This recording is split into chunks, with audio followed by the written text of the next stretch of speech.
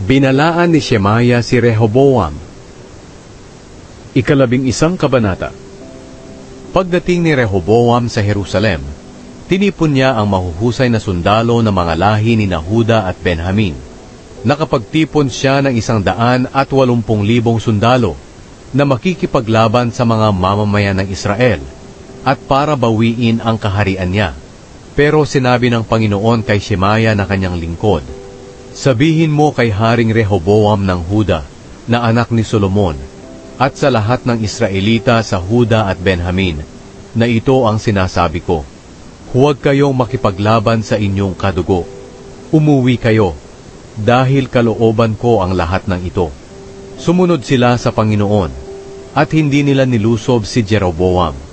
Nagpaiwan si Rehoboam sa Jerusalem, at pinalakas niya ang mga bayan na ito para maprotektahan ang Huda: Bethlehem, Etam, Tekoa, Betzur, Soko, Adulam, Gat, Maresya, Sif, Adoraim, Lakish, Azeka, Zora, Ayalon, at Hebron. Ito ang mga napapadirang lungsod sa Huda at Benjamin. Pinatatag niya ang mga tanggulan nito at pinalagyan ito ng mga komander. Sila'y binigyan niya ng mga pagkain, langis ng olibo at katas ng ubas.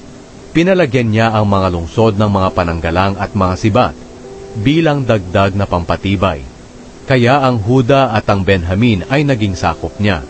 Pero ang mga pari at mga Levita na nakatira kasama ng ibang lahi ng Israel ay kumampi kay Rehoboam. Ang mga Levitang ito ay iniwan ang kanilang bahay at lupa at lumipat sa Huda at Jerusalem dahil itinakwil sila ni Jeroboam at ng mga anak nito bilang mga pari ng Panginoon. Nagtalaga si Jeroboam ng sarili niyang mga pari sa mga sambahan sa matataas na lugar, kung saan sumasamba sila sa kanilang mga Diyos-Diyosa na kambing at baka na gawa ni Jeroboam. Ang mga Israelita sa ibang lahi ng Israel na gustong dumulog sa Panginoon, ang Diyos ng Israel, ay sumunod sa mga Levita sa Jerusalem para makapaghandog sila ng mga handog sa Panginoon, ang Diyos ng kanilang mga ninuno. Pinatibay nila ang kaharian ng Huda, at sa loob ng 3 taon, sinuportahan nila si Rehoboam na anak ni Solomon. Sumunod sila sa Panginoon, gaya ng kanilang ginawa noong naghari sina David at Solomon. Ang pamilya ni Rehoboam.